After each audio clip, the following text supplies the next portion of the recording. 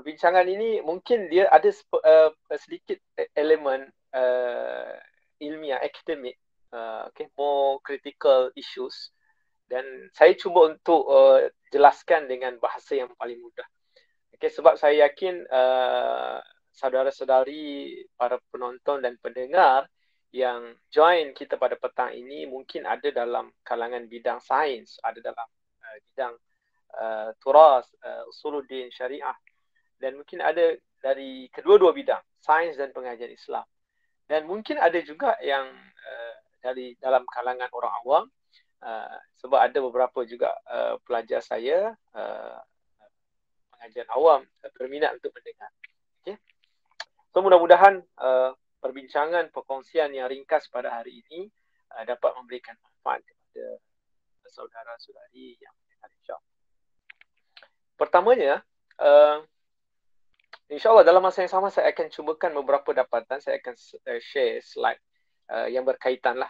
Saya tak share pada semua slide yang berkaitan. Pertamanya saya mulakan perbincangan membumikan Al-Quran menerusi kajian scientific modern ataupun contemporary. Mungkin tajuk wording itu sedikit mungkin agak sarkastik jugalah bunyinya. Tetapi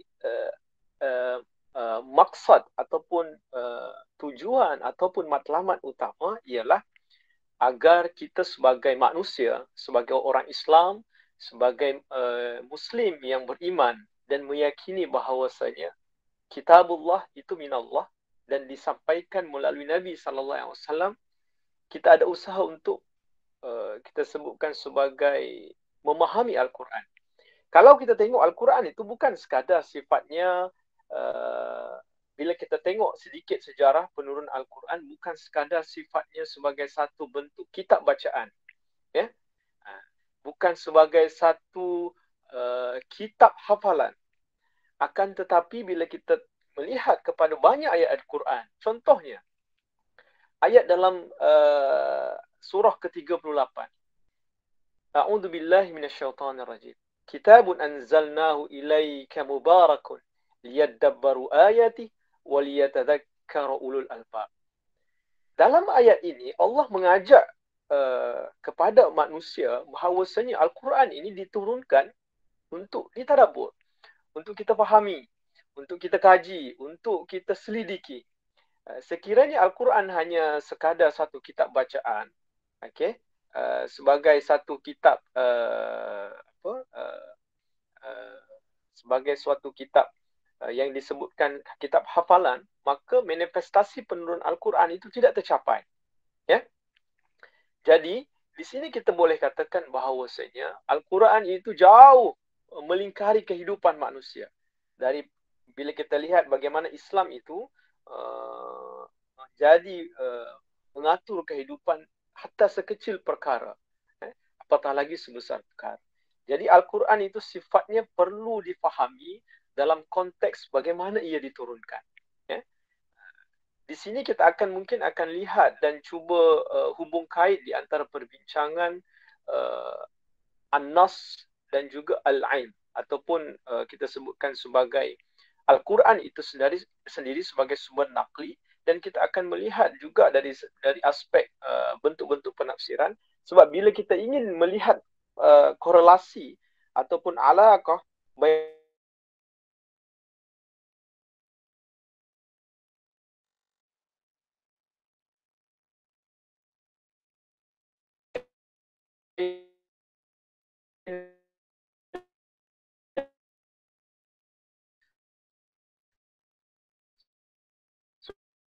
sudah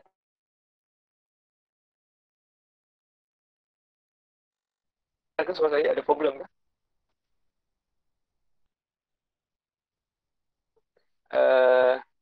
Moderator boleh respon ke? Sekarang sangkut sikit. Sekarang okey? Sekarang okey dah. Video nampak? Video tak nampak. Tak nampak pula. Okey, sebentar ya. Ni ada sedikit gangguan internet. Sorry. Ada orang telefon ni. Okey.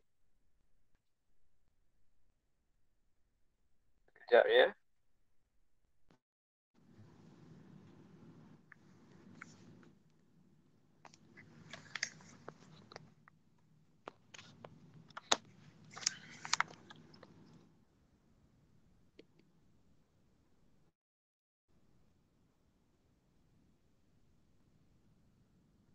Maaf, saya try sekali lagi. Okey.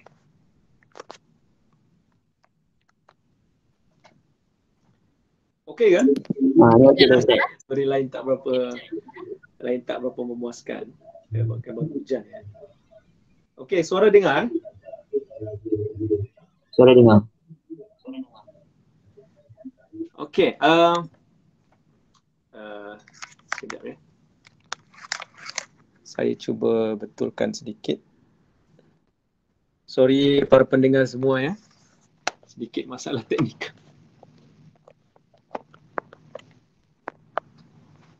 Okey, dengar ya Irfan ya? Okey ya? Okey. Okay, Alhamdulillah. Kita sambung balik sedikit. Terima kasih kepada saudara-saudari, para pendengar yang Allah Ta'ala. Jadi di sini kita perlu melihat balik, cuba kita tengok sedikit ayat Al-Quran. Kalau kita lihat dalam ayat Al-Quran, berapa banyak ayat yang menyuruh manusia kepada penelitian, analyze, menumpu kepada aspek kajian yang terperinci. Kita akan melihat banyak ayat Al-Quran, di antaranya afala yatadabbarun. Contoh ayat yang saya sebutkan tadi itu adalah liyadabbaru ayat. Kita akan jumpa ayat yatafakkaru, liyatafakkarun, tatafakkaru, tatafakkarun. Jadi banyak. Di antara ayat tafakkaru itu disebut sebanyak 16 kali di dalam Al-Quran. Dan kalau kita lihat pada ayat tersebut, dia akan balik kepada penciptaan manusia dan penciptaan alam semesta itu sendiri, serta meneliti dan memikirkan bagaimana Allah menciptakan sekeliling kita. Jadi apa maksudnya itu? Maksudnya di sini kita boleh simpulkan bahawa walaupun dalam pengajian ilmu Quran ataupun dalam penelitian ulum Quran ataupun ulum tafsir, kita akan menemui banyak pembahagian manhaj itu sendiri, tetapi kita tidak detailkan di sini. Jadi daripada ayat inilah jelas menunjukkan bahawasanya kepentingan untuk kita tadabbur, melihat kepada Al-Quran itu, bagaimana Al-Quran itu sifatnya bukan sekadar sebagai satu kitab suci yang saya biasa gunakan kepada pelajar saya. Kita boleh katakan sekadar satu kitab suci yang perlu diletakkan di tempat yang terlalu tinggi, dan satu kitab yang diraihkan pada waktu-waktu tertentu sahaja. Sekiranya itu yang kita lakukan, kita fahami, maka itu bukanlah manifestasi sebenar Al-Quran diturunkan. Jadi di sini kita perlu meletakkan bagaimana Al-Quran itu bukan sahaja sesuai pada kita sebut diturunkan pada zaman Nabi, hatta perbezaan dalam konteks 1400 tahun yang lampau, tetapi relevan dan sesuai sehingga pada zaman hari ini, pada tahun 2020 sehinggalah yaumul qiyamah. Okey. Jadi Allah menyebut dalam Al-Quran, inna nahnu nazzalna dzikra wa innahu lahafizun. Dzalikal kitabu la raiba fi. Quran itu memang dah tidak ada lagi penafian terhadap isu itu. Itu kita yakin dan pasti. Namun kita harus fikirkan bagaimana kita nak meletakkan Al-Quran itu relevan dalam konteks realiti kehidupan kita pada hari ini. Itu adalah satu perkara yang perlu kita fikirkan, yang perlu kita lihatkan. Sebab itulah istilah membumikan Al-Quran. Jangan kita hanya sekadar melangitkan Al-Quran. Maksudnya membumikan di sini ialah kita meletakkan Al-Quran itu sebagai rahmat lil alamin, bukan sekadar sebagai sifatnya eksklusif untuk Muslim sahaja, tetapi kita perlu istikhraj al-ilm, mengeluarkan segala idea, segala maklumat yang terdapat dalam Al-Quran untuk maslahah sejagat. Sebab itulah di sini pada zaman kita pada hari ini kita melihat hubung kait penemuan-penemuan saintifik ataupun biasa di dalam bahasa Arab disebut sebagai iktisyafat al-ilmiyah. Okey. Dan kalau tu mungkin ada yang dah mempelajari, ya. Saya bagi tahu, saya punya pelajar juga siang tadi. Okay, saya mengatakan bahawasanya kita perlu, sebelum kita nak mengaitkan Al-Quran dengan ilmu di luar perbincangan Al-Quran ataupun cross studies, contohnya yang kita bincangkan hari ini ilmu sains, penemuan saintifik, maka asas yang paling utama ialah kita perlu memahami ulumul Quran, usul tafsir ataupun apa sahaja ilmu yang dikaitkan dengan Al-Quran. Maknanya asasnya kita kena kembali kepada perbincangan nakli yang membicarakan tentang Al-Quran. Yang pertama asasnya kita perlu melihat kepada manhajul Quran. Bagaimana proses nak memahami Al-Quran? Ada manhaj al-ma'sur, ada manhaj ar-ra'i dan manhaj-manhaj yang lain. Jadi di sini pentingnya sebelum kita nak melihat kepada konteks scientific finding ataupun penemuan-penemuan moden ataupun ilmu-ilmu yang gair syar'iyah, bahasa yang disebut oleh Ibn Khaldun, gair syar'iyah ataupun ilmu di luar dalam konteks perbincangan ulumul Quran, maka asasnya kita kena selesaikan dahulu perbincangan dalam konteks ulum Al-Quran itu sendiri.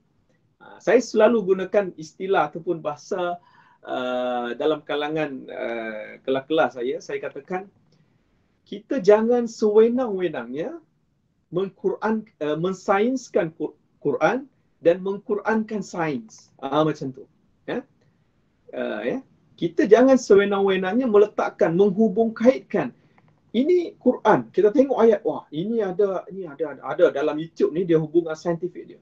Kita hubung kait. Kita tempel penemuan saintifik itu secara membuta tuli, tidak mengikut kaedah dawabit ataupun prinsip yang digariskan oleh para ulama dan para sarjana Islam sebelum kita mengaitkan penafsiran tersebut. Itu adalah satu kesilapan yang jelas.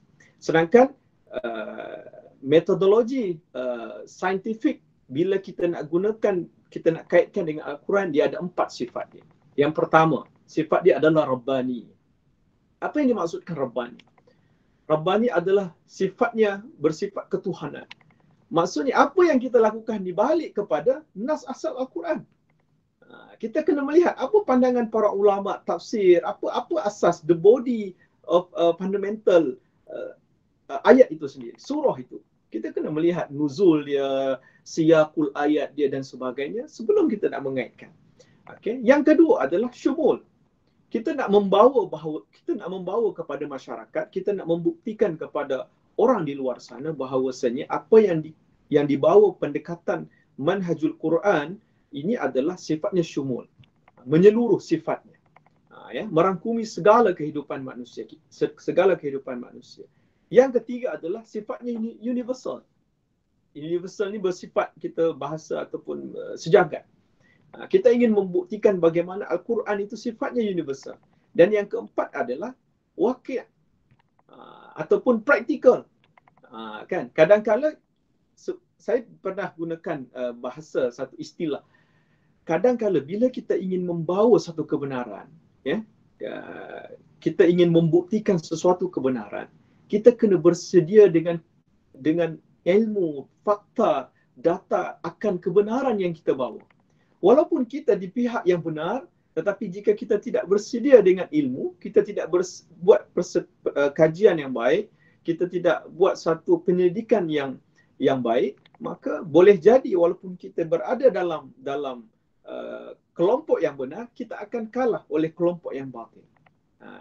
Sebab itulah proses kita nak menghubung jalin ataupun membuktikan kebenaran ataupun kemukjizatan Al-Quran menerusi penemuan-penemuan moden ini ataupun kajian-kajian ilmiah perlulah mengikuti kaedah ataupun kriteria yang telah ditetapkan. Okey. Sebab apa? Sebab pada natijah ataupun matlamat akhir, apa sebenarnya yang kita inginkan daripada usaha ini? Yang pertama, apa yang telah disebut oleh sebahagian para ulama, iaitu at-tabyin. Kita ingin memastikan bagaimana Al-Quran itu mampu menjelaskan kepada umat manusia akan kebenaran tersebut. apa sebab itulah sebelum kita nak membuat satu kajian, nak kaitkan Quran dengan apa sahaja ilmu lain, kita nak membuktikan kebenaran Al-Quran, kita kena faham apakah matlamat terhadap proses tersebut. Okay. Yang pertama at-tabyin. Kita mengharapkan, berdoa semoga usaha ini mampu menjelaskan akan kebenaran Al-Quran tersebut. Kalau kita belajar tarikhul Quran, kan ini saya sebut balik kepada konteks the history of Quran lah. Okay. Kita akan melihat bagaimana Al-Quran itu datang pada zaman Nabi SAW, zaman sahabat, yang mana pada ketika itu keilmuan, kemajuan teknologi itu tidak sama pada hari ini. Maka di sini kita dapat katakan Al-Quran itu datang pada zaman Nabi ketika Al-Quran itu datang pada zaman Nabi memadai dengan teks dan bahasa dia, dengan keindahan bahasa, kedalaman bahasa yang digunakan di dalam Al-Quran. Itu sudah memadai untuk membuktikan kemujizatan Al-Quran. Jadi bagaimana dengan konteks kita pada hari ini? Adakah menjadi satu persoalan, adakah perkara tersebut masih memadai untuk membuktikan akan kebenaran tersebut? Sebagian para ulama mengatakan cukuplah bahasa Al-Quran, cukuplah ketinggian ilmu Al-Quran, ketinggian balaghatul Quran, bayanul Quran itu menjadi bukti akan kebenaran Al-Quran. Namun kita harus ingat, pada hari ini kita hidup dengan pelbagai bentuk pemikiran, pelbagai mazhab, pelbagai aliran dan sebagainya. Dan sudah tentu kita memerlukan kepada metod-metod yang pelbagai untuk berhadapan dengan kelompok-kelompok ini. Tidak saya sebut lagi pada kelompok-kelompok misalnya kelompok orientalis, kelompok yang melakukan penyelewengan secara teratur, secara terperinci. Okay?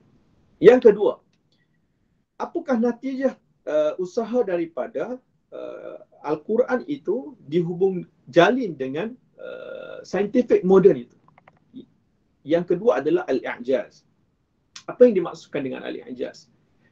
Dengan harapan bahawasanya berdasarkan penemuan-penemuan moden, penemuan-penemuan semasa yang tidak bertentangan dengan maksud Al-Quran itu, maqasidul Quran itu sendiri, dapat membuktikan, mengukuhkan lagi akan kebenaran Al-Quran. Saya ulang ya, Al-Quran itu sebenarnya asasnya dia tidak memerlukan pun perkara-perkara yang pembuktian itu. Sudah cukup untuk membuktikan akan Al-Quran itu adalah kalamullah. Bukan rekaan baginda Nabi SAW. Tetapi hari ini kita berbicara soal waqi', soal realiti, soal keperluan. Kita tidak menafikan perbincangan usaha yang dilakukan oleh para ulama silam. Okay. Tetapi kita cuba untuk meletakkan bahawasanya Al-Quran ini sentiasa relevan, Al-Quran ini sentiasa menyerlah kemukjizatannya sepanjang zaman. Okay. Jadi yang kedua al-i'jaz, iaitu sifatnya akhirnya Al-Quran itu membukti penemuan-penemuan saintifik moden ini menyerlahkan lagi kemukjizatan Al-Quran. Dan yang ketiga, natijah dia ialah istikhraj al-'ilm. Jadi saya yakin dengan kajian-kajian saintifik yang ada hubung kait ya, di dalam Al-Quran maupun hadis itu sendiri, maka dia telah mewujudkan satu idea ataupun telah menghubungkan satu kita sebutkan disiplin ilmu yang baru.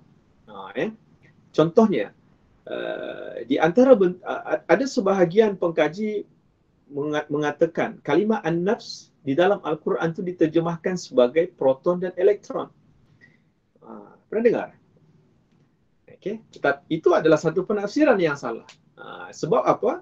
Sebab kesalahan yang pertama ialah ketika menafsirkan ayat nak dikaitkan dengan elemen proton, elektron itu, kegagalan pengkaji itu dia tidak melihat kepada sababun nuzul ayah, siyaqul ayah, munasabatul ayah Quran. Ya. Itu saya katakan awal tadi, kita kena langsaikan dahulu, selesaikan dahulu isu-isu yang melibatkan ulumul Quran ataupun ulumul tafsir. Okay. Sebab bagaimana Allah menyebut di dalam surah Fussilat, sanuriyahum ayatina fil afaq wa fi anfusihim hatta yatabayyana lahum annahu al-haq awalam yakfi bi rabbika annahu ala kulli syai'in syahid. Okey. Bagaimana Allah menunjukkan kepada kita fil afaq wa fi anfusihim, di dalam penciptaan alam semesta ni, dalam diri kita sendiri, di situlah terdapat yatabayyana lahum annahu al-haq. Di situ ada sebenarnya bukti, hujah yang ingin dijelaskan bahawasanya itulah kebenaran yang Allah ingin tunjukkan. Namun menjadi persoalan balik kepada umat Islam, balik kepada Muslim itu sendiri, sejauh manakah usaha dia untuk kembali kepada Al-Quran dan meneliti ataupun mentadabbur Al-Quran itu sendiri. Okay? Kalau kita lihat sendiri dalam sejarah itu pun bagaimana Imam Al-Ghazali, dalam kitab Ihya Ulumuddin, mengajak umat Islam agar menguasai ilmu syar'iyah wa ghair syar'iyah. Maksudnya ilmu syar'iyah ini kelompok disiplin ilmu dalam bidang usuluddin, syariah dan sebagainya, asas itu. Dan ghair syar'iyah itu adalah ilmu-ilmu sains, matematik dan sebagainya. Di luar pembincangan. Bukanlah kita kata itu kita sebutkan pembahagian yang dilakukan oleh Imam Al-Ghazali. Okey. Sebelum saya bawa saudara-saudari pergi lebih jauh, saya nak share sedikit slide di sini ya. Kalau boleh nampaklah, harap nampak. Okey.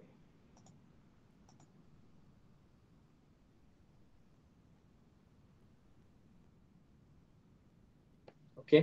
Saya harap tuan-tuan, puan-puan yang dirahmati Allah Ta'ala nampaklah slide yang saya share ini. Okey. Pertamanya kita kena faham kenapa bila kita cuba mengaitkan penemuan saintifik moden ini perlu kepada hubung kait ataupun pemurniaan ataupun asas minal Quran wa sunnah.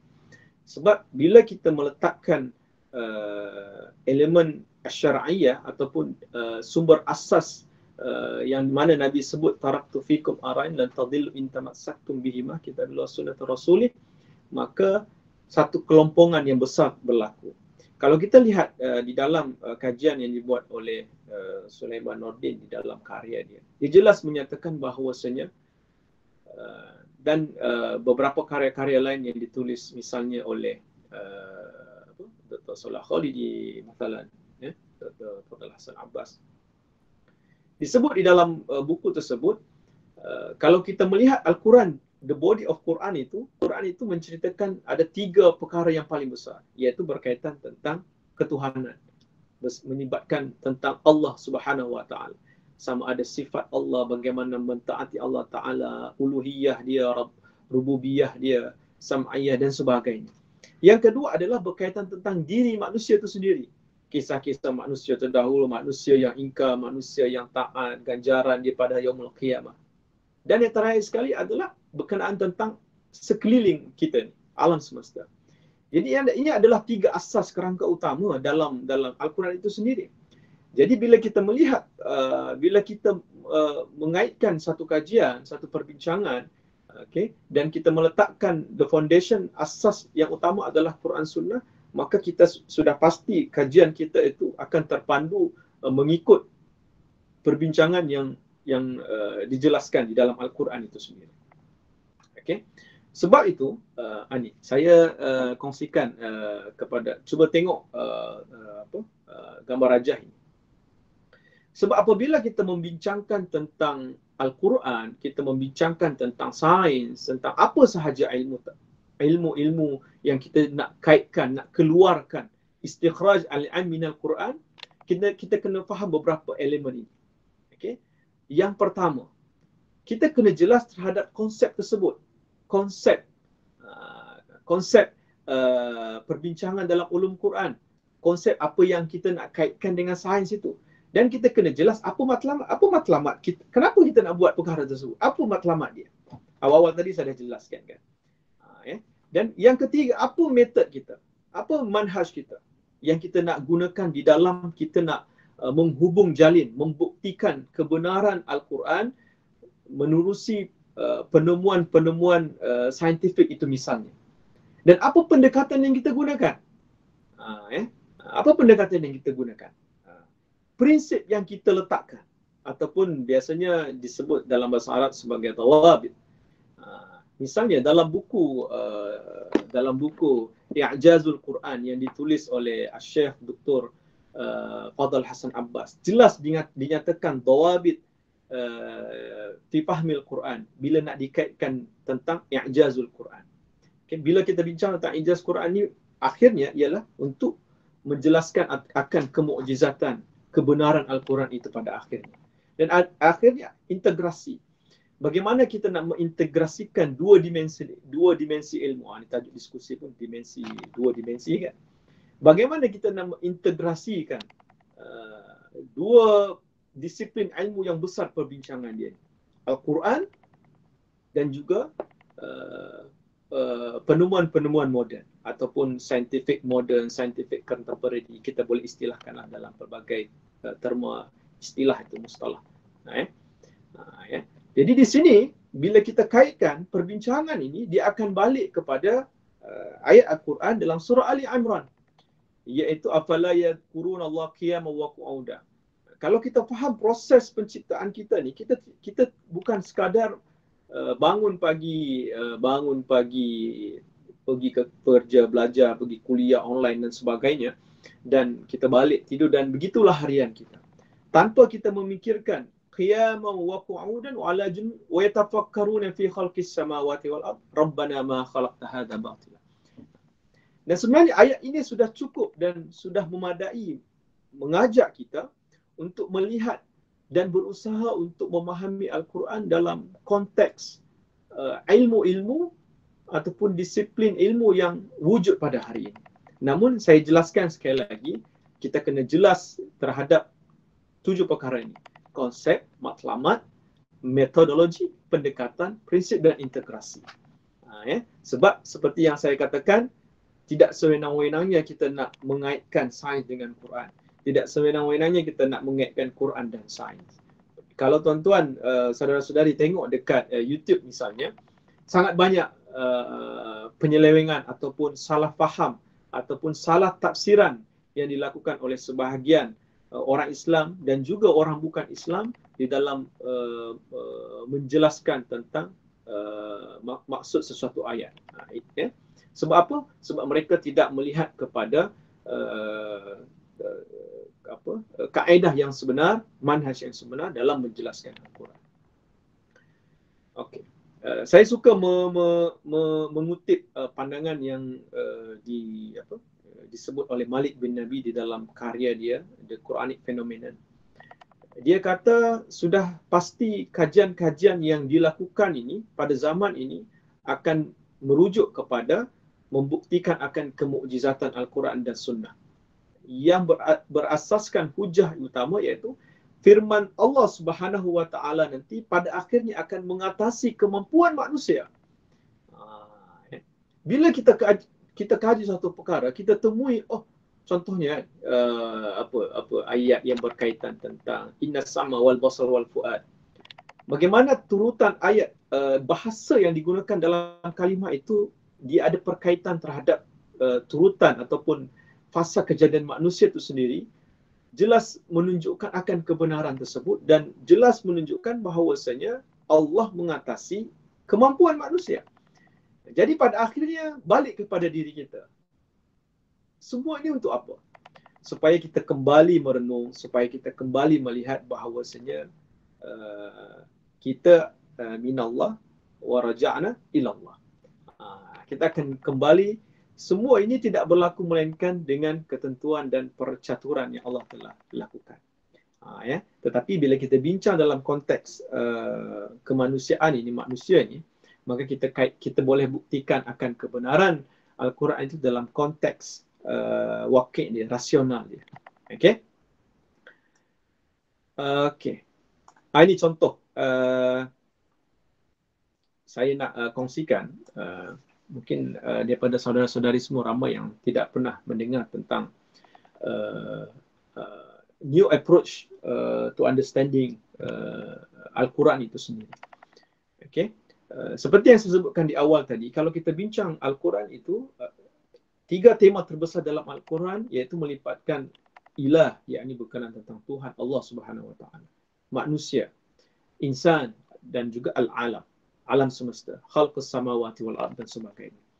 Jadi ada 3 pendekatan baru untuk kita melihat bagaimana Al-Quran itu diterjemahkan menerusi ilmu-ilmu moden. Okey.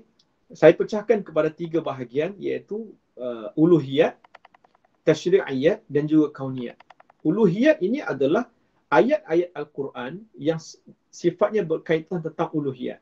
Bukan maksudnya semua ayat berkaitan uluhiyat itu pun ada diterjemah dengan sains, tidak. Tapi ini adalah pecahan supaya kita mudah faham tentang perbincangan di dalam Al-Quran itu sendiri.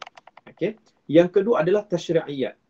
Yang pertama tadi, bila dikaitkan dengan ilmu i'jazul Quran, dia ada satu tajuk di bawah topik iaitu i'jaz ilahi.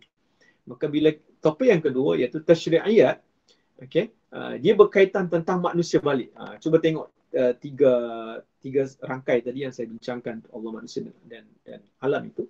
Okay. Tasyri'iyat. Dan bila kita kaitkan dengan mu'jizatul Quran, i'jazul Quran, dia akan balik kepada perbincangan i'jaz at-tasyri'i.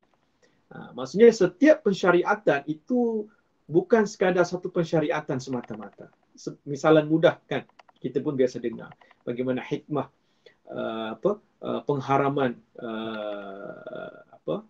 sesuatu perkara, misalnya pengharaman makan daging babi ataupun khinzir.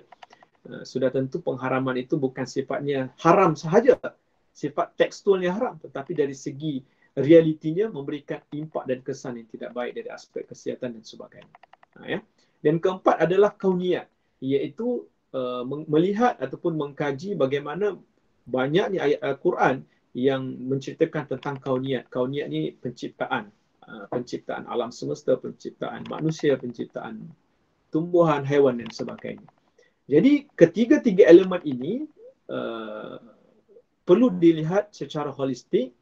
Dan yang paling asas ialah kita kena mengenal pasti apakah kaedah terbaik sebelum kita nak mengaitkan di antara ayat-ayat Quran yang membicarakan tentang uluhiyat, tasyri'iyat dan kauniyat bila nak dikaitkan dengan saintifik itu. Ya? Okey. Ini very important. Okey. Saya pernah jelaskan juga di dalam kepada beberapa kuliah saya bersama pelajar saya tentang teori. Okay. Mungkin saudara-saudari, tuan-tuan puan-puan yang dirahmati Allah Ta'ala, boleh juga walaupun tidak ada asas yang mendalam terhadap perbincangan sains, ke-Quran dan sebagainya, tak apa. Kita boleh belajar perkara ini step by step. Okey, ini perkara yang paling utama. Sebelum kita nak mengaitkan, nak melihat hubung kait Al-Quran dengan sains, Al-Quran dengan iktisyafat al-ilmiyah, alaqatul Quran baina iktisyafat ilmiyah, alaqah Al-Quran dengan apa sahaja penemuan yang dikaitkan dengan setengah ayat kauniyat khususnya dengan penemuan moden itu, kita kena melihat kerangka metod ini. Yang pertama, bila kita nak melihat ayat tersebut, kita kena jelas dan beres ataupun selesai pada aspek pertama, iaitu tafsiran nakli dan akli. Di sinilah pentingnya ilmu ulumul Quran dan ilmu tafsir, manhajut tafsir ataupun usulut tafsir, mabad tafsir dalam kita memahami hubung kait ini. Kita melihat kepada tafsir-tafsir yang diistilahkan sebagai tafsir al-ma'thur. Apa pandangan mufassir terhadap perkara tersebut? Sebab biasanya di dalam karya-karya tafsir ini dijelaskan dengan detail. Dia punya balaghahnya, dia bayan dia, ahkam dia, qiraat dia, everything. Ma'thur. Sebab ma'thur pun sifatnya itu adalah menyatakan sebanyak mungkin riwayat. Ini saya tak nak jelaskan panjang lah. Nanti tak cukup masa. Yang kedua, kita tengok pandangan-pandangan ulama tafsir ataupun ulama yang pakai pendekatan ijtihadi ataupun al-aqli ataupun apa lagi bahasa dia, selain daripada al-ma'thur itu dalam menjelaskan ayat Al-Quran. Kita kena tengok perkara ini sejauh mana pemahaman, sejauh mana huraian terhadap ayat tersebut. Sebab di dalam bila kita gaul bersama tafsiran nakli dan akli menerusi metod maksud dan ra'i ini, kita akan lihat secara keseluruhan apa yang berlaku. Sebab biasanya dalam penafsiran itulah dijelaskan hadis yang berkaitan, dijelaskan siyaqul ayah. Siyaqul ayah ni apa Melayu dia? Apa Melayu siyaqul ayah? Okey. Munasabat, ilmu munasabatul ayah, munasabat di antara hubung kait satu ayat dan satu surah dan satu surah. Ini kena tengok baliklah bab-bab dalam ulum Quran itu. So itu perkara pertama kita perlu selesaikan. Kalau ini tak selesai, maka kita jangan sewenang-wenangnya mengaitkan Al-Quran itu dengan apa sahaja body ataupun the finding, scientific finding yang kita nak kaitkan. Kita kena tengok ini asas yang paling utama. Maksudnya kalau ini pun tak selesai, maka jangan sewenang-wenangnya. Okey. Yang kedua, okey, contohlah kita dah semak 100 buah tafsir yang meliputi tafsiran maksud dan ra'i. Misalnya contohnya. Dan kita telah berpuas hati dengan kita telah classify based on pandangan akwal itu. Okay, baru kita tengok apa pandangan ulama moden ataupun kesarjanaan Islam berkaitan tentang ayat tersebut. Saya pecahkan ulama ni maksudnya pandangan sekiranya ada cendekiawan ataupun ulama yang membahaskan tentang ayat tersebut tetapi bukan di dalam kitab sebuah ataupun kita sebut dalam kitab tafsir. Macam contoh ditulis satu buku apalah ijaz Quran ke buku bersifat maudu'i ke apa sahaja yang dikaitkan. Pandangan dia kita tengok ada atau tidak. Maksudnya di luar pandangan mufassir itu, bahasa mudah dia lah. Okey, itu yang kedua. Yang ketiga, kita perlu melihat saya istilahkan kesarjanaan sains Islam supaya mudah dibezakan. Kita juga perlu melihat bagaimana pandangan para saintis, bahasa mudahnya mungkin saintis Islam lah. Saintis Islam terhadap isu tersebut. Sebab bila kita nak membincang Quran, dia ada kaitan tentang iman itu sendiri. Kepercayaan. Itulah pentingnya perkara ini. So kita kena tengok balik. Ada tak perbincangan tersebut? Contohnya siapa? Kalau kita sebut tentang perbincangan i'jaz al-ilmi fil Quran, maka nama-nama Zablun Najjar, Abdul Dahim Kahil, siapa lagi? Tafsir al-Jawahir, siapa lagi? Tafsir An-Nabulsi misalnya, pandangan-pandangan terhadap cuba dikaitkan tentang ayat, sesuatu ayat. Sekiranya tiga asas yang utama ini selesai, tafsiran naqli, para ulama tafsir Islam ataupun kerjaan sains Islam, saintis Islam, maka kita lihatlah hubung kait kepada penemuan ataupun scientific modern ataupun scientific yang contemporary tersebut. Barulah di situ kita boleh cuba perkaitkan, kita melihat sejauh mana korelasi tersebut. Sebab kenapa kita perlu melalui tiga peringkat ini? Kerana kita kena yakin dan pasti kita bukanlah seorang cendekiawan ataupun alim terhadap ilmu Quran. Kita perlu merujuk kajian-kajian para ulama, kajian-kajian para pakar-pakar dalam bidang-bidang tersebut. Kita perlu melihat perkara ini. Sebab itulah ini bukan satu proses yang mudah sebenarnya. Dia mengambil kita boleh katakan dia mengambil masa yang panjang. Kita tengok perkara tersebut, dekat sejauh mana perkaitan dia. Maka di titik tengah inilah saya letakkan, sekiranya kita cuba menggabung jalin keempat-empat asas ini, maka kita akan tengok finding dia, natijah dia, kita akan tengok kepada makna dia. Nanti saya akan bawakan satu contoh yang mudah. Makna dia. Mungkin makna tersebut jelas di dalam karya-karya tafsir Al-Ma'thur, tetapi masih belum ada perbincangan dikaitkan dengan perbincangan ilmu kemodenan ini. maka boleh jadi di situlah berlakunya penambahan nilai makna. Penambahan nilai makna ayat tersebut. Bukannya, kita kena ingat, penafsiran ini sentiasa berubah-ubah. Teks Al-Quran itu adalah kekal. Cumanya cara memahami Al-Quran, penafsiran itu berubah mengikut kesesuaian masyarakat ketika itu. Dan di sinilah akan membuktikan hikmah akan ayat tersebut, surah tersebut.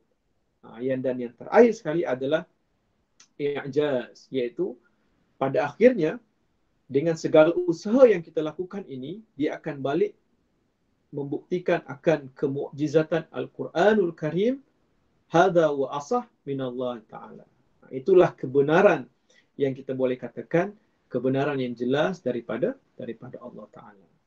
Ini mungkin perkara ni saya yakin saudara-saudari mungkin tidak menjumpai dalam kebanyakan karya-karya di luar. Sebab tu saya suka untuk kongsikan kaedah ini.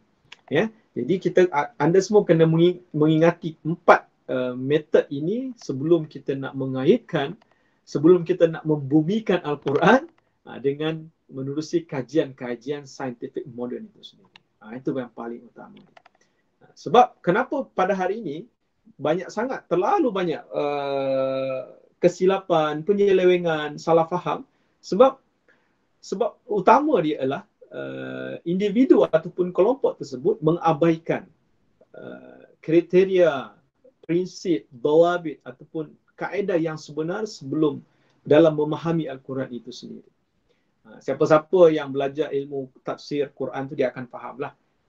Ulum Quran tu tak memadai. Kita kena belajar juga manhajut tafsir fil Quranil Karim. Bagaimana telitinya, bagaimana berhati-hatinya para ulama salafus salih dalam menetapkan kriteria al-ma'thur dalam kita faham Al-Quran.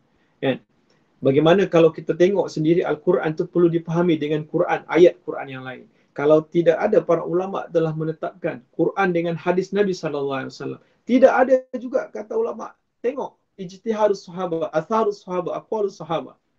Pandangan para sahabat. Tidak ada juga tengok aqwalut tabi'in. Tak ada juga aqwalut tabi'in ila akhir. Maka disitulah berlakunya banyak ijtihad selepas kita sebut sebagai ar-ra'yun. Ijtihad di fahmi Al-Quran. Walaupun sebahagian memang sebenarnya dalam bila kita bincangkan isu ini sudah pasti wujudnya pro and kontra terhadap isu ini. Jadi kita akan temui banyak ada sebahagian kelompok sarjana tidak bersetuju mengaitkan Al-Quran dengan penemuan-penemuan saintifik moden. Sebab asas utama ialah contohnya Imam Syatibi. Dia kata kerisauan dia umat Islam itu pada akhirnya akan cuba mengaitkan semua perkara dengan Quran.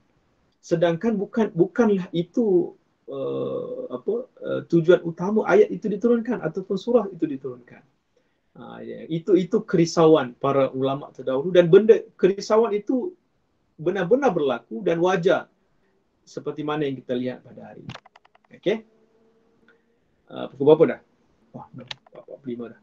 Sempat tak saya jelaskan tentang contoh dia ni? Okey. Tak apalah. Saya cuba ringkaskanlah contoh dia. Bila dah bercakap benda ni tak pandai nak berhenti dah ni rasa ni. Okey. Saya ringkaskanlah. Saya bawakan satu contoh. Banyak sebenarnya contoh-contoh ayat Quran yang kita nak kaitkan dengan penemuan-penemuan saintifik ini. Saya bawakan satu contoh lah ya, supaya jelas.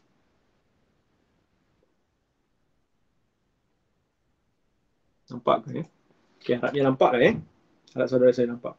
Mungkin ada, saya pernah juga kongsikan perkara ini dalam beberapa kuliah saya sebelum ni. Okay, tapi tak apalah, saya suka bawakan contoh ni sebab contoh ini mudah dan membuktikan akan salah satu maksudul Quran. Saya bawakan satu contoh dalam surah Al-Alaq. Okay, bagaimana Allah membawa satu ayat nasiyatin kadibatin khati'atin. Okay, ingat balik metod yang saya jelaskan tadi, ada 4 kerangka utama tu, maka kita kena ikuti kaedah itu. Okay? So di sini saya ringkaskan.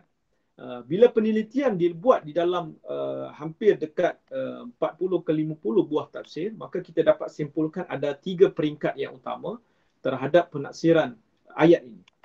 Pandangan yang pertama, saya nyatakan contoh-contoh nama-nama tafsir sebahagian ya. Saudara-saudari boleh tengok di slide itu. Menjelaskan bahawasanya ayat tersebut merujuk kepada gambaran seksaan manusia di hari akhirat kelak. Nasiyatin kadhibatin khatiyah. Keadaan ubun-ubun manusia yang berdusta itu disiksa. Okay? Ya, itu yang dijelaskan dari pandangan Imam Suyuti dalam tafsir, dalam Ad-Durrul Mansur, Pak Ibn Abi Hatim, Abi Hayyan. Okay? Pandangan yang kedua, iaitu yang dikatakan ayat tersebut adalah sandaran kepada manusia yang melakukan dosa meliputi aspek percakapan dan perbuatan. Okay? Seperti yang disebut juga oleh dalam penafsiran tafsir Al-Munir, okay? oleh Wahbah Zuhaili, yang disebut sebagai istilah majaz al-aqli. Okay? Nusiba ila al-khati'ah ila kadhibah. Itu maksud di dalam tafsir dia, kalau tuan-tuan boleh tengoklah nanti ya. Pandangan yang ketiga berpandangan bahawasanya penggunaan frasa nasiyatin adalah sebagai tanda atau lambang kepada pelaku dusta kerana ia berkaitan terhadap pelaku kejahatan yang mengakibatkan kesan kepada akal manusia sesuai sebagai satu anggota yang mulia, otak manusia, pemikiran kita. Dan ini banyak dikeluarkan di dalam tafsir-tafsir yang menggunakan manhaj ar-ra'iyah khususnya, ataupun tafsir moden lah kita boleh katakan. Okay, Said Qutb, Sya'rawi, Al-Maraghi, Tha'alabi dan sebagainya. Okay. Dan daripada analisis penelitian daripada kitab karya-karya tafsir ini, kita temui pada pandangan ketiga itu, sebenarnya ayat ini ada satu seruan, gesaan untuk kita melihat. Secara asasnya, as a Muslim, kita meyakini manusia yang melakukan melanggar perintah Allah Subhanahu Wa Taala, tidak bertaubat, maka dia akan menerima akibat dia di hadapan Allah Taala fi yaumil qiyamah. Okay. Namun persoalan di sini ialah dari aspek penggunaan bahasa itu. Seperti yang saya sebutkan awal tadi, penggunaan bahasa Al-Quran itu sendiri sudah memadai membuktikan akan kebenaran Al-Quran. Tidak perlu lagi kepada perkara-perkara lain. Tetapi saya katakan kita berbincang soal apa yang berlaku pada hari ini. Okay? Saya teruskanlah kepada satu penemuan yang dikaitkan khususnya oleh kebanyakan saintis Islam misalnya. Kenapa Allah menggunakan elemen nasiyah di dalam ayat tersebut? Allah ingin menunjukkan bahawasanya, saya cuba ringkaskan, Allah ingin menunjukkan bahawasanya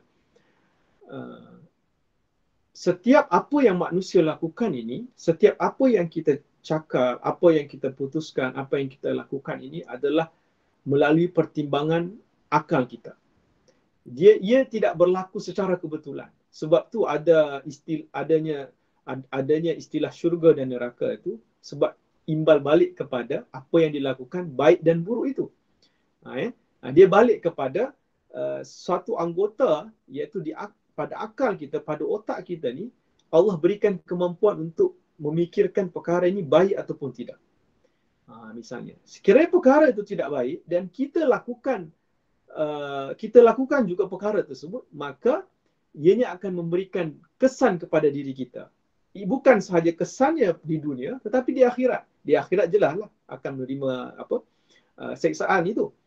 Di dunia sebenarnya asasnya manusia itu pun telah menerima kesan dia. Saya tak perlu nak bawakan berapa banyak kajian-kajian sains moden menjelaskan kesan-kesan keburukan itu tersebut. Banyaklah kajian-kajian, tuan-tuan, saudara-saudari boleh tengok dekat internet itu, sangat banyak. Okay? Ini sebahagian daripada penemuan kajian-kajian dalam bidang neuroscience membuktikan bahawasanya ianya akan memberikan kesan kepada keupayaan akal manusia itu sendiri. Apabila melakukan sesuatu perkara negatif, ini saya disebutkan sebagai negatif. Ataupun dalam bahasa mudahnya adalah perkara yang melanggar syariat Islam itu. Perkara yang dikaitkan dengan sekiranya buat ini adalah berdosa. Jadi saya ringkaskan kepada hikmah yang terbesar. Jadi bila kita lihat kepada ayat ini, kepada contoh ayat ini, kita dapat menyatakan bahawasanya bila kita baca sesuatu kalimah ayat, kadang-kala kita dah faham secara teks dan makna dia. Sebenarnya Al-Quran ini jauh lebih dalam bila kita teliti secara terperinci. Walaupun ayat itu sifatnya uluhiyat ataupun tasyri'iyat ataupun kauniyat, bila kita teliti sedalam-dalamnya, kita melihat kajian-kajian terdahulu, kajian-kajian moden, pasti ada hikmahnya. Tetapi dengan syarat, saya sebutkan pada awal, pastikan kita mengikut kaedah, prinsip, dawabit yang telah ditetapkan oleh para ulama, oleh para sarjana, oleh para cendekiawan-cendekiawan Islam sebelum ini. Maka dengan pendekatan itu, kita mengharapkan natijah yang kita hasilkan itu adalah bukan sekadar membuktikan kebenaran Al-Quran, akan tetapi apa yang disebutkan oleh Malik bin Nabi dalam karya dia, supaya iman kita ni bertambah kukuh. Keimanan kita ni bertambah jitu.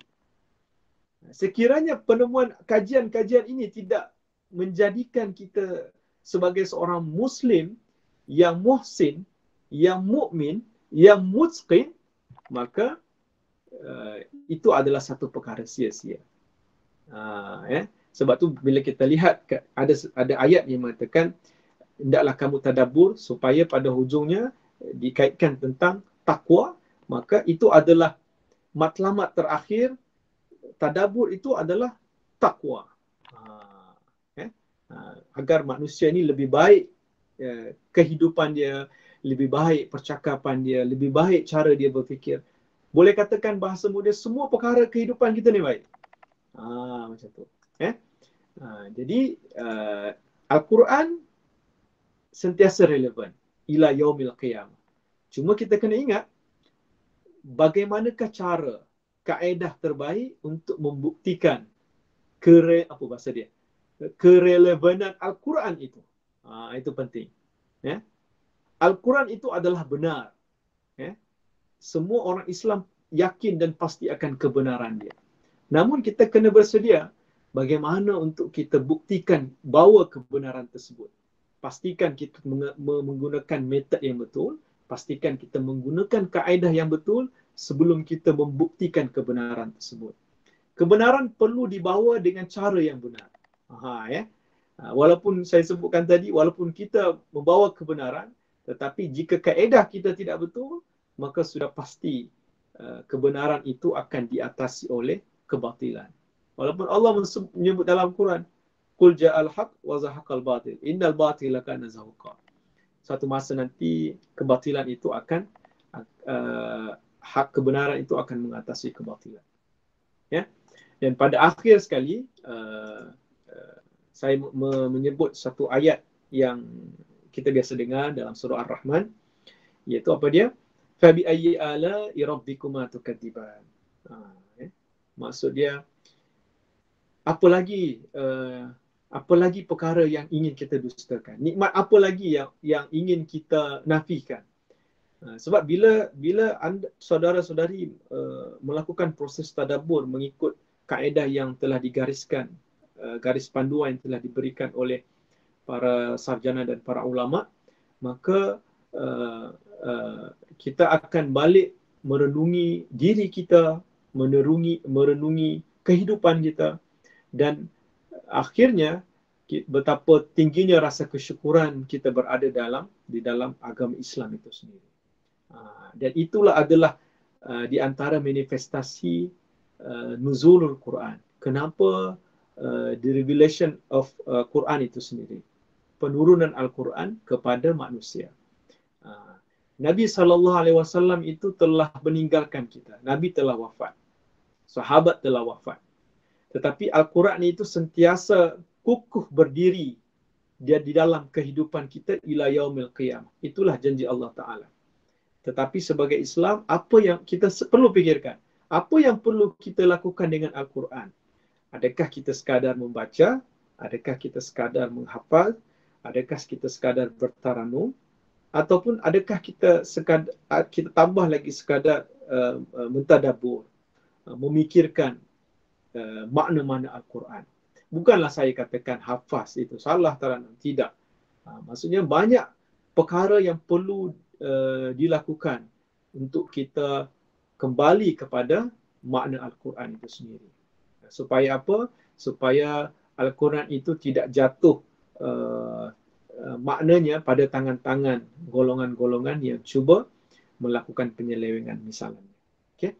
Jadi saya fikir sekadar itu sahaja perkongsian pada diskusi petang ini. Bincang tentang Al-Quran ini ma la nihayah. Dia tidak ada penghujung dia. Sebab banyak perkara-perkara yang menarik bila kita bincangkan, apatah lagi bila dikaitkan dengan ilmu-ilmu yang mekar dan sentiasa tumbuh baru di muka bumi Allah Ta'ala. Jadi akhirnya mudah-mudahan kita mampu membumikan Al-Quran dengan dalam konteks ilmu-ilmu yang kita pelajari dan ilmu-ilmu yang kita kuasai pada hari ini. Okey, saya fikir cukup sekadar itu. Saya diberikan masa 1 jam dan jam saya ini dah 1 jam. Ada katanya ada nak tanya soalan ya? Moderator? Jadi kita bergerak prosesi Q&A. Okay, daripada penonton kita kat Facebook Live ada satu soalan. Sekiranya penemuan sains ada kontradik dengan isi kandungan Al-Quran, adakah wajar untuk kita terus menolak penemuan itu? Lepas tu ada soalan daripada saya sendiri. Kalau kita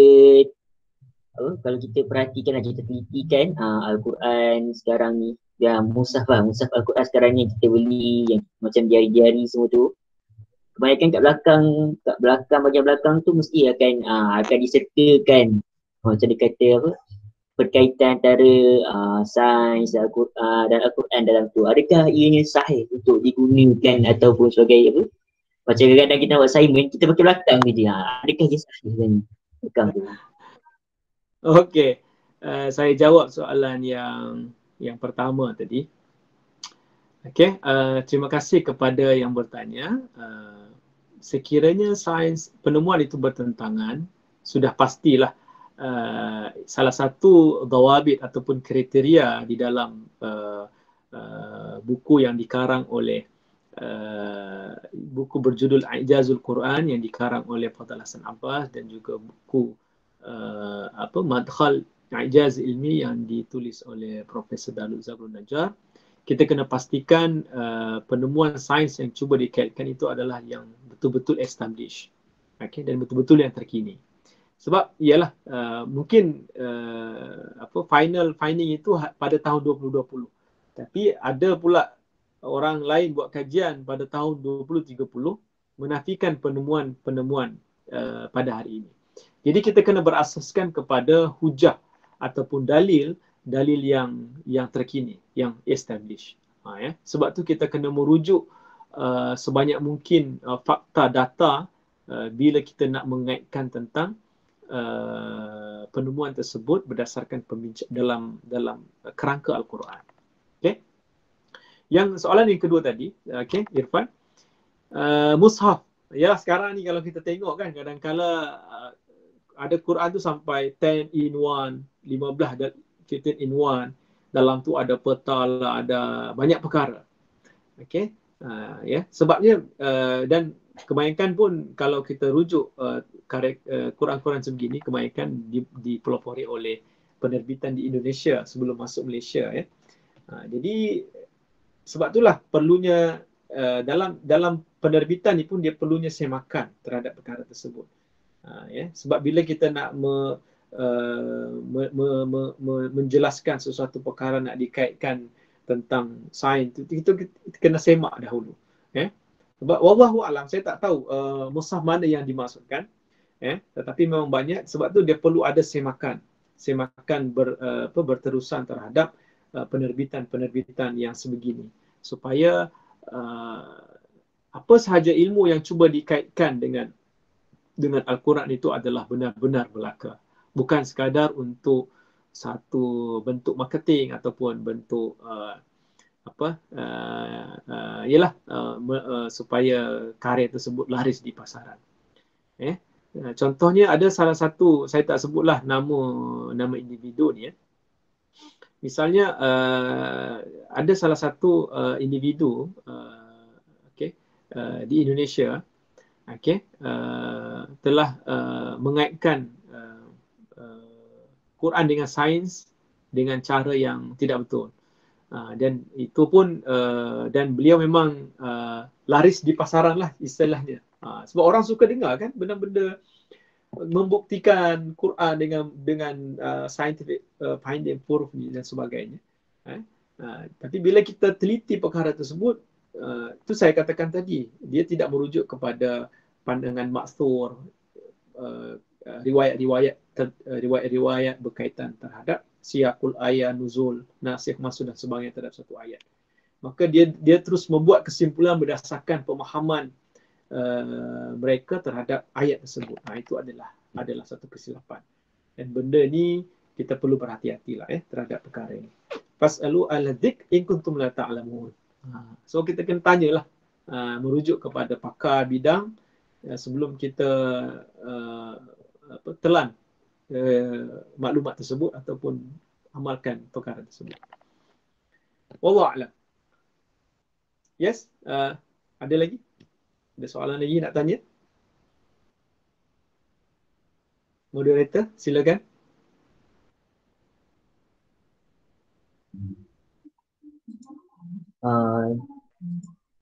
Saya tengok dah dekat komen live tak ada soalan, jadi saya rasa kita boleh tamatkan sesi pada kali ini.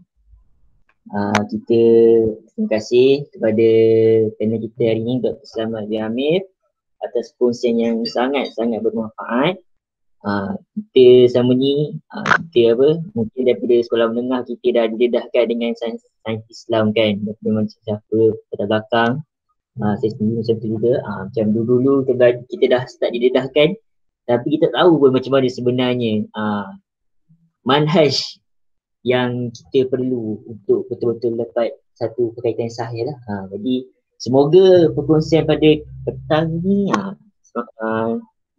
jadi perkongsian yang bermanfaat pada kita semua. Jadi kita tutup majlis kita dengan tasbih kafarah dan suratul Baqarah. Barakallah. Okay, sebelum tu saya nak cakap sikit boleh Boleh. Di sini juga ingin merakamkan ucapan ribuan terima kasih kepada penganjur di atas usaha yang murni menganjurkan program-program sebegini. Jadi saya menyokong dan berharap program sebegini dapat diteruskan dan mendapat sokongan daripada saudara-saudari, tuan-tuan di luar sana insya-Allah. Okay, jazakumullah khairan. InsyaAllah. Ya, insyaAllah. Siapa? Yes? Ada apa-apa lagi? Okay, Assalamualaikum warahmatullahi wabarakatuh. Jadi kita berjumpa, insyaAllah kita berjumpa untuk sesi yang akan datang. Assalamualaikum warahmatullahi wabarakatuh.